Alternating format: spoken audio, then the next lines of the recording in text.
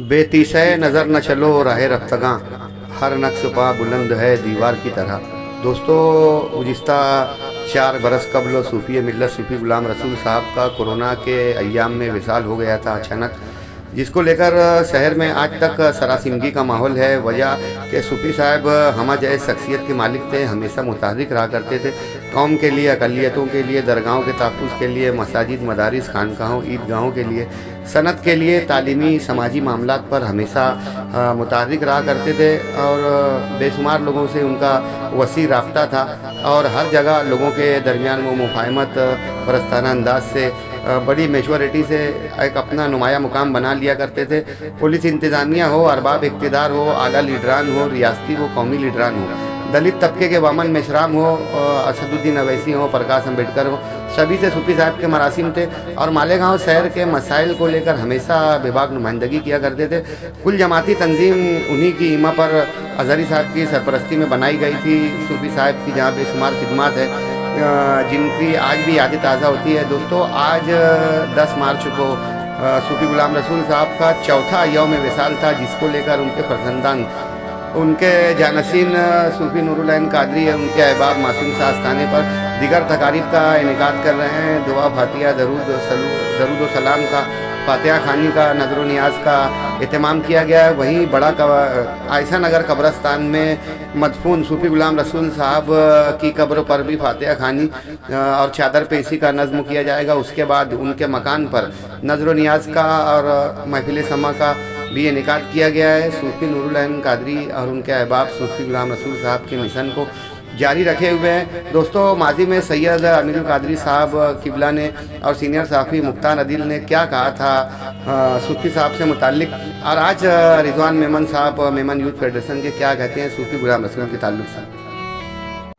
اللہ کے نزدیک اللہ کے بندوں میں سب سے زیادہ مقربین وہ لوگ ہوتے ہیں اور جو لوگوں کے دلوں کا خیال کرتے ہیں، جو لوگوں کی مصیبتوں میں کام آتے ہیں، جو لوگوں کی مشکلات میں کام آتے ہیں، جو لوگوں کی تکالیف میں کام آتے ہیں۔ بلکہ حدیث پاک کا مفہوم یہ ہے، اللہ کے رسول علیہ الصلاۃ والتسلیم نے فرمایا کہ اگر روئے زمین پر کسی جنتی کو دیکھنا ہو تو اس شخص کو دیکھا کرو کہ مشکل اور مصیبت میں جو آدمی لوگوں کو یاد آتا ہو، یعنی کہ اگر کسی پہ مصیبت آئی اور مشکل آئی، اس وقت تو لوگوں کے ذہن میں جو چہرہ آتا ہو کہ یار یہ میری اس مصیبت کو کون دور کرنے والا ہے، کون دور کر سکتا ہے، تو ایسا بندہ جو لوگوں کی مشکلوں میں کام آتا ہو، آقا فرماتے ہیں روئے زمین پر کسی جنتی کو دیکھنا ہے تو اس کو دیکھو۔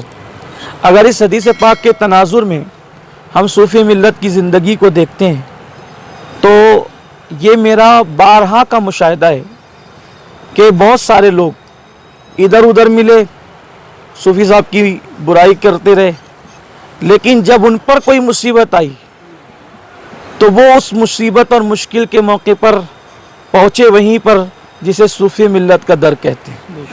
لیکن ان کی خصوصیت یہ ہے کہ انہیں پتہ ہوتا تھا کہ یہ شخص ادھر جا کر میری برائی کرتا ہے، لیکن جب کوئی ان کے در پر چل کر آ جاتا تھا تو پھر وہ یہ نہیں دیکھتے تھے کہ میرا مخالف ہے، میری برائی کرنے والا ہے، میرے بارے میں کچھ کہنے والا ہے۔ جب کوئی ان کے پاس چل کر کے آتا تھا تو وہ فوری طور پر اس کی مشکل کے حل کے لیے کاوشیں اور کوششیں شروع کر دیتے تھے۔ میں سمجھتا ہوں کہ یہ بات صرف میں نے ہی نہیں دیکھی، بلکہ آپ میں کے بہت سارے لوگوں نے اس کو دیکھا ہوگا، اور بہت سارے لوگ یہاں پر ایسے موجود بھی ہیں کہ صوفی صاحب علیہ رحمت و رضوان ان کی مشکل کے حل کے لیے اپنے گھر سے نکلے تو دن بھر ان کے ساتھ رہے۔ کچھ لوگ ایسے تھے کئی دن ان کے کام کرتے رہے ان کے ساتھ۔ یہ ان کی زندگی تھی۔ اللہ تعالیٰ سے دعا ہے کہ صلہ دینے والی ذات اللہ کی ہے، انعام دینے والی ذات اللہ کی ہے، جس نے جو کچھ کیا اللہ اس کو اس کا صلہ دے گا۔ میں دعا کرتا ہوں کہ اللہ تبارک و تعالیٰ ان کو ان کی قبر میں بہتر انعام دے، بہتر صلہ دے، اللہ ان کے درجات کو بلند فرمائے، کروٹ کروٹ اللہ انہیں جنت کی بہاریں عطا فرمائے، اور ان کے تمام مریدین اور خلفاء کو، اور بالخصوص ان کے جانشین پیرزادہ نور العین صابری صاحب کو اللہ تبارک و تعالیٰ ان کا सच्चा जानशीन बनाए और जो अच्छे और नेक काम करते थे अल्लाह ताला उन कामों में साहबजादा साहब को उनकी पैरवी करने की तौफीक अता फरमाए। लोग उनसे फायदा उठाते थे, उनसे अपना काम करवाते थे और मैंने देखा है कि बाद में वही लोग बुराई भी करते थे, फिर परेशान होते थे, फिर उनके ही पास जाते थे। सब लोग की जरूरत सूफी साहब थे। सूफी साहब को किसी की जरूरत नहीं थी, सब लोग की जरूरत सूफी साहब थे। सुबह होती थी तो कांग्रेस के लोग मदद के लिए आते थे, दोपहर होती थी जनता दल के लोग मदद के लिए आते थे, शाम होती थी MIM के लोग आते थे। फिर मालूम हुआ कि किसी पैर जो है शिवसेना के लोग भी उनसे राब्ते में हैं। ये शहर उनको पहचान नहीं सका। दुनिया ने और मालेगांव शहर ने उनकी शख्सियत के बहुत सारे पहलू देखे होंगे, लेकिन ये एक पहलू शायद नहीं देखा होगा कि वो इतना दर्दमंद इंसान था। मुल्क के साबिक वजीर आजम डॉक्टर मनमोहन सिंह से मालेगांव के वफद ने मुलाकात की, उसमें सूफी साहब शामिल थे। सोनिया गांधी से मुलाकात की उनके घर पे नई दिल्ली में, वहाँ पे सूफी साहब ने बहुत ही जामे और बहुत दर्द के साथ मालेगांव के मसाइल को रखा था। मुस्लिम नौजवानों की गिरफ्तारियों पर उन्होंने तवज्जो मबजूल करवाई थी। कुछ शख्सियात ऐसी होती है जो सालों नहीं सदियों याद रखी जाती है। उन्हीं में एक सूफ़ी ग़ुलाम रसूल कादरी साहब की शख्सियत भी है कि उनके विसाल के इतने सालों बाद भी उन्हें याद किया जा रहा है और उनके यौम विसाल पर यह प्रोग्राम सेफ न्यूज़ पर नश्र किया जा रहा है। कुछ शख्सियात ऐसी होती हैं जो सियासी फील्ड में महारत रखती है, कुछ लोग होते हैं जो मजहबी कायद होते हैं, कुछ लोग तालीमी हलकों में नुमाया मकाम रखते हैं, कुछ शख्सियात समाजी कामों में सफ़े अव्वल में नज़र आती है। लेकिन सूफ़ी ग़ुलाम रसूल कादरी साहब इन सारी चीज़ों का एक मजमुआ थे। आप सियासी माहिरीन में शुमार किए जाते थे, आप मजहबी कायदीन में शुमार किए जाते थे, आप समाजी हलकों में तालीमी हलकों में नुमाया मकाम रखते थे और जब भी शहरी हालात तब्दील होते तो आप सरकारी ओहदेदारान से अपने अंदाज में गुफ्तगू फरमाते। आपकी तकरीर एक बेहतरीन मकाम रखती थी और असरअंदाज आपका बयान, आपका खिताब हुआ करता था।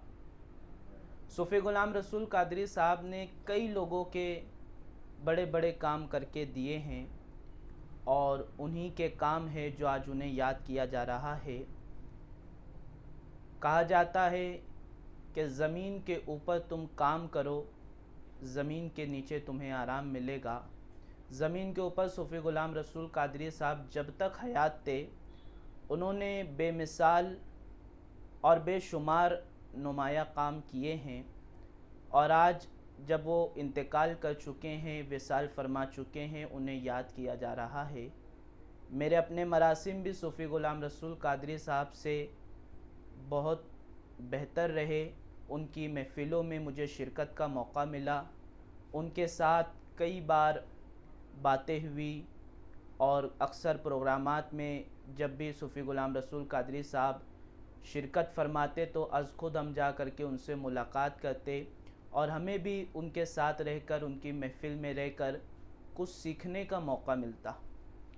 आज सूफ़ी ग़ुलाम रसूल कादरी साहब के यौम विसाल पर मैं दुआ करता हूँ कि अल्लाह ताला उनकी मग़फ़िरत फ़रमाए, उनके दर्जात को बुलंद फ़रमाए और उनका नेमुल बदल शहर मालेगांव को अता फ़रमाए।